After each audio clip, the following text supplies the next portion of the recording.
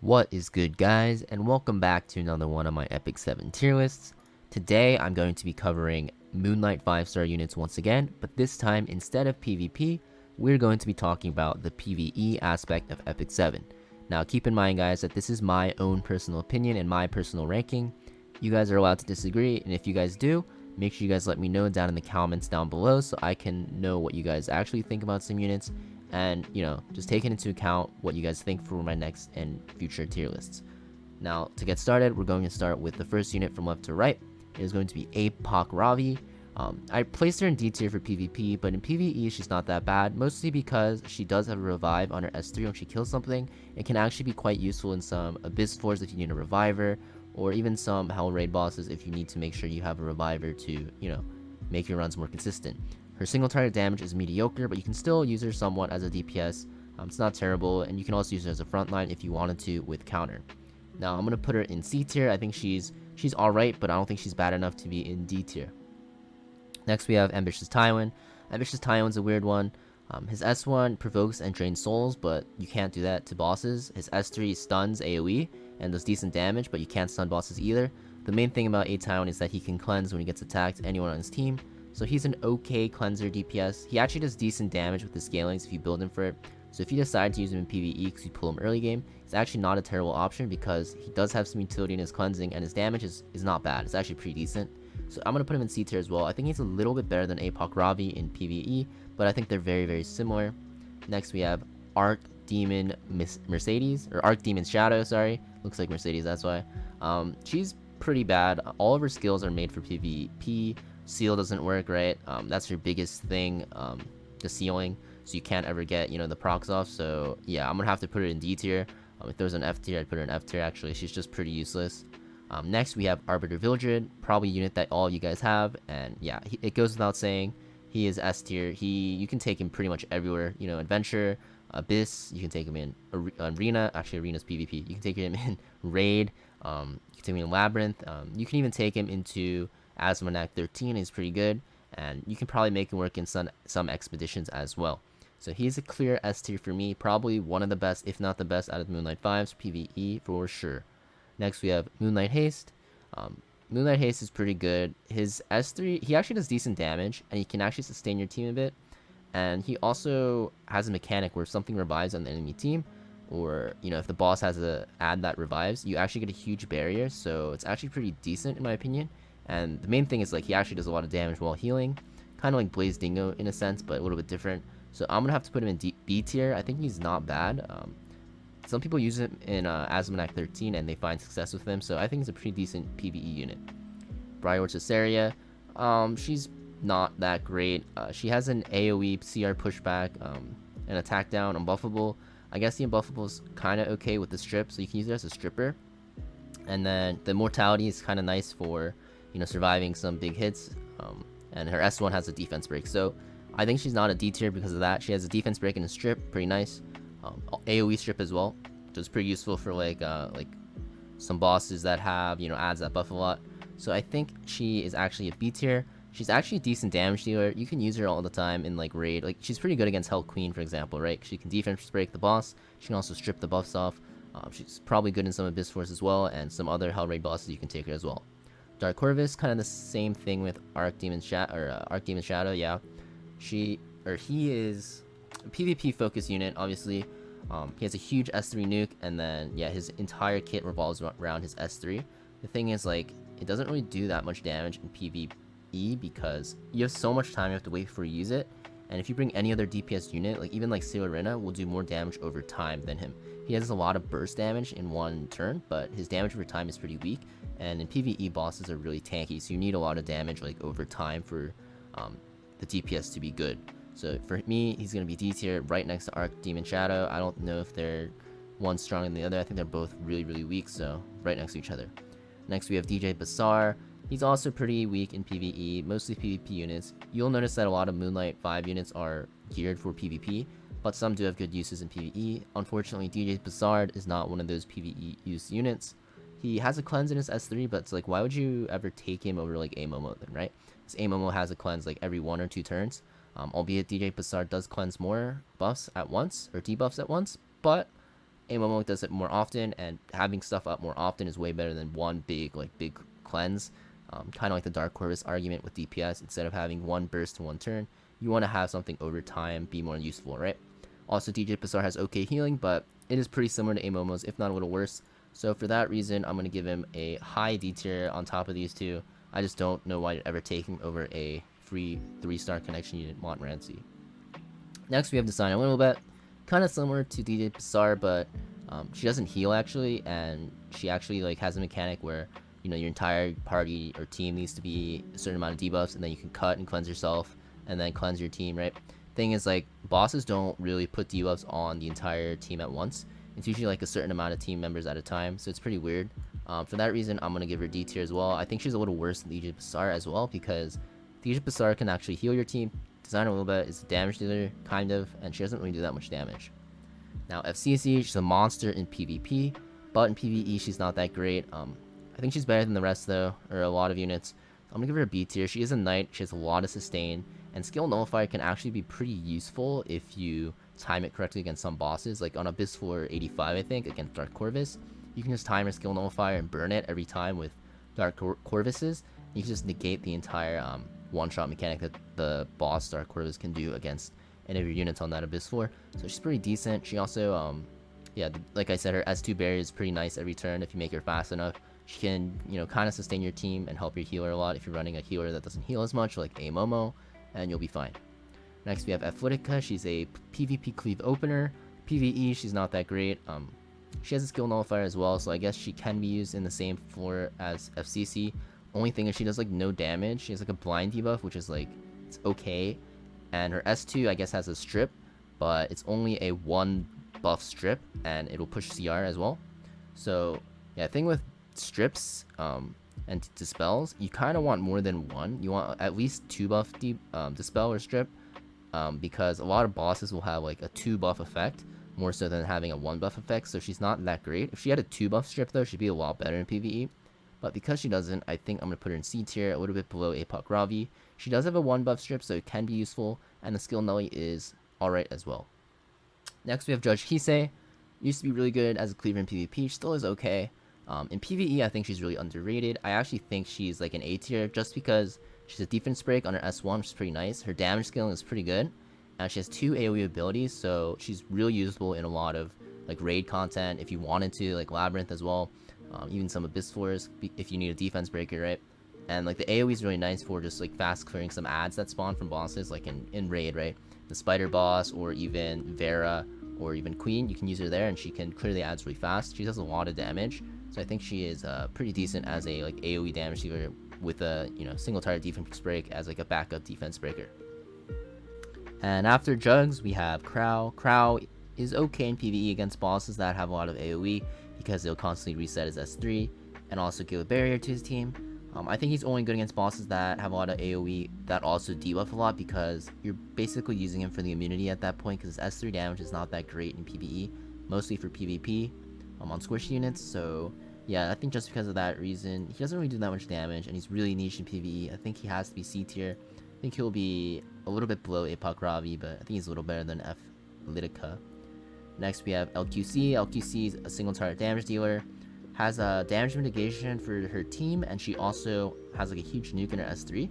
I think she's a pretty good, decent like single target damage dealer, albeit she doesn't have like a defense break or anything, but she does have no debuffs, so that means that she can be used against bosses that have a debuff cap, and you don't have to worry about her applying any more debuffs to that cap limit. And also, she also has immunity for herself, which is pretty nice. She doesn't get CC'd, and she also has like a adamant shield built in, so that means she actually mitigates damage for her team while being a damage dealer. So I think she's a pretty decent single target damage choice. I'm gonna put her actually in A tier. I think this is a little bit debatable, but yeah, I think if you use her as a single target damage dealer, like, she's not actually that bad. Next, we have ML Ken. ML Ken used to be really strong in PvP and PvE. Now he's fallen out of PvP a bit, but he's still very decent in PvE. I think he's a pretty good dog walker. And you can use him as like a tank in some like Abyss Wars and like some raid bosses as well, if you put it on lifesteal set. But the thing is, yeah, he doesn't really do too much damage, and he's very reliant on getting crit, and bosses don't actually have 100% crit, so it really depends on RNG. So for that reason, I'm gonna put him in low A tier, probably like high B, low A. I'm gonna put him in low A because he's really good at dog walking, really good early game. He'll carry you. He can basically carry you somewhat like RB can in early game and help you get through harder stages earlier in the game, especially for like catalyst farming and dog walking. Next we have Maid Chloe. She has a revive, attack buff, and some decent healing with effect resist. I think she's actually pretty decent in PvE. I'm gonna put her in low A tier. I think she might be above Ken, which is funny because she's also really strong in PvP and she's also pretty decent in PvE, right? So the reason is, yeah, the revive is really nice and the attack buff is really nice. But mostly like her constant healing and her effect resist on her team members is really nice as well because, yeah, it'll help you resist some like ad debuffs, or it won't really help you resist bosses debuffs, but just like ads that they spawn. Like a lot of ads in raid have like a speed down debuff or like a taunt or provoke, which is really annoying to deal with. But Maid kind of counters that with her S2 passive. Also, like the revive is really clutch in some situations where your DPS gets sniped, and attack buff's always nice to have. And if you make her fast enough, she can have attack buff on your team like about 80% of the time, uptime. It's pretty nice to have. Next we have Mediator Cowrick. Mediator Cowrick kind of sucks in PvP right now, needs some buffs. In PvE he's kind of the same, he's weird, he's like a cleanser, but why would you take him? He doesn't really heal, doesn't do damage either, right? So why would you ever take him? I don't really know. You can always just bring another like RGB 3-star 4-star cleanser and you'll be fine. Also like they heal as well, so yeah, no point in really taking him. I think he's like, yeah, he's probably on the same tier as Dark Corvus, Archdemon Shadow, and yeah, those three are probably the worst at the moment for PvE. Next we have Opsig. Opsigard is good in cleave for PvP, but in PvE she's not that great. She does have an AoE attack buff, which is nice for her party or team, but the thing is, yeah, her damage is really bursty and she relies on killing stuff to get an extra turn. So I'm gonna put her in C tier. She has an attack buff, so I guess I'll put her like mid C tier. Yeah, anything C and below isn't too, you know, good to be honest for ML 5 stars for PvE, but she's okay, I guess, if you want an attack buff for some reason. Next we have Remnant Violet. Remnant Violet I would put in C tier as well, right off the bat, just because he's very RNG heavy, and yeah, the bosses won't really hit Violet a lot unless you use an AoE attack, and yeah, unless you put him in the front. But if you do and he doesn't dodge, he actually like takes so much damage, so it's not really worth using him. Very clunky to use. He's mostly used in PvP, obviously, as like a damage dealing threat with the chance to counter if you know, he dodges enough and one-shot a random unit. But in PvE, bosses won't really target him unless, like I said, you put him in the front. But I wouldn't really do that, it's too scary because it might mess up your run, because he'll just die instantly to something random if he doesn't dodges. Next we have Ruel. Ruel has decent single target healing, but no AoE healing unless you burn her S1. And she does have a revive, so she does have some use in PvE, especially for some floors that have crazy single target damage like Dark Corvus floor and some other bosses. You could also use her in raid if you need a safety net to revive a unit that died, so you don't have to, you know, run back all the way and restart the boss. The thing is, like, she doesn't have any AoE healing, and a lot of the harder fights have pretty, you know, intense AoE healing that you need because the AoE damage they put out is pretty crazy. So for that reason, I'm gonna put her in B tier. I think she is better than FCC and probably Briar, which is Mysteria, and actually probably better than Blood Moon Haste. So top of B tier. She does have decent single target healing and revives, but she is lacking the AoE heals.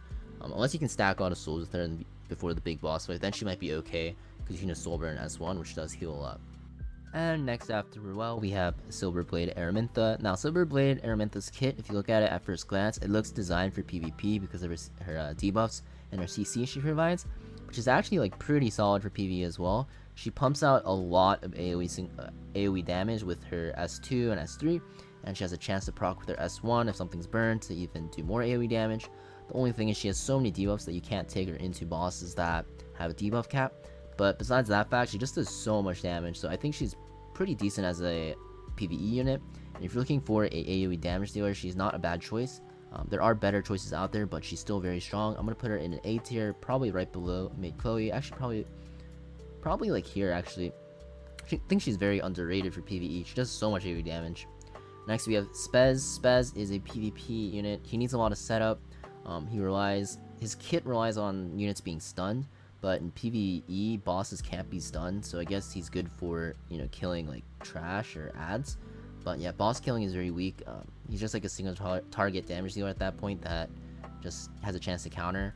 I guess. So yeah, just generic. I'm gonna give him a C tier as well. Probably right next to Rylet in terms of usability. Yeah, I don't really recommend using him in PvE.